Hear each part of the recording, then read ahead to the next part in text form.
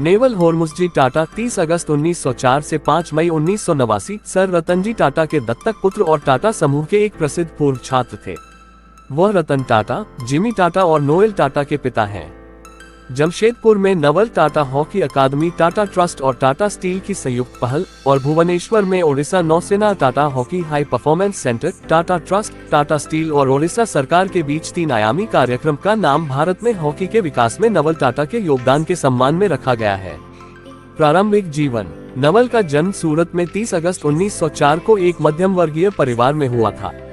उनके पिता अहमदाबाद में एडवांस्ड मिल्स में स्पिनिंग मास्टर थे, जिनकी मृत्यु 1908 में हुई थी, जिसके बाद परिवार नवसारी में स्थानांतरित हो गया, जहां वे मामूली रूप से रहते थे।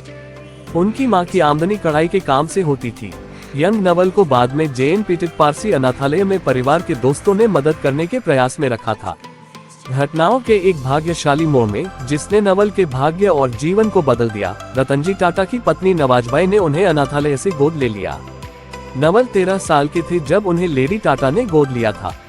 नवल ने बाद में अर्थशास्त्र में बॉम्बे विश्वविद्यालय से स्नातक किया और लेखा में एक संक्षिप्त पाठ्यक्रम के लिए लंदन चले गए। वह अपने अतीत को कभी नहीं भूले और एक बार टिप्पणी की, मैं भगवान का आभारी हूँ कि उन्होंने मुझे गरीबी की पीड़ा का अनुभव करने का अवसर दिया, जिसने मेरे जीवन के बाद के वर्षों में किसी भी चीज और से ज्यादा मेरे चरित्र को ढाला। परिवार संपादित करें। नवल की पहली पत्नी सूनी कमिश्रियर थी। उनके 2 बेटे थे, रतन और जिमी। 1940 के दशक के मध्य में ये जोड़ी अलग हो गई। नवल ने बाद में स्विट्जरलैंड की एक व्यवसाय सिमोन डुनोर से शादी की। उन्होंने 1955 में शादी कर ली। नोएल टाटा उनके बेटे हैं। आजीविका। टाटा समूह संपादित करें। 1930 में वे डिस्पैच क्लर्क सह सहायक सचिव के रूप में टाटा सन्स में शामिल हुए और जल्द ही टाटा सन्स लिमिटेड के सहायक सचिव बने। 1933 में वे विमानन विभाग के सचिव बने और 5 साल बाद वे कपड़ा विभाग में एक कार्यकारी के रूप में शामिल हुए। 1939 में वे टाटा मिल्स के संयुक्त प्रबंध निदेशक बने, टाटा द्वारा संचालित कपड़ा मिलों की नियंत्रक कंपनी, और 1947 में इसके प्रबंध निदेशक बने। 1 फरवरी 1941 को वे टाटा सन्स के निदेशक बने।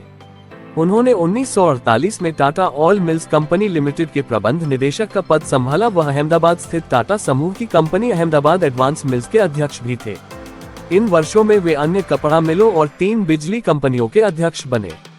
एक सक्रिय निदेशक से वे बाद में टाटा सन्स के डिप्टी चेयरमैन बने।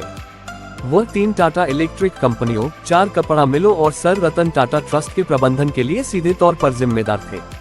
वह टाटा सन्स के बोर्ड में सबसे लंबे समय तक सेवा करने वाले सहयोगी और JRD टाटा के करीबी सहयोगी थे।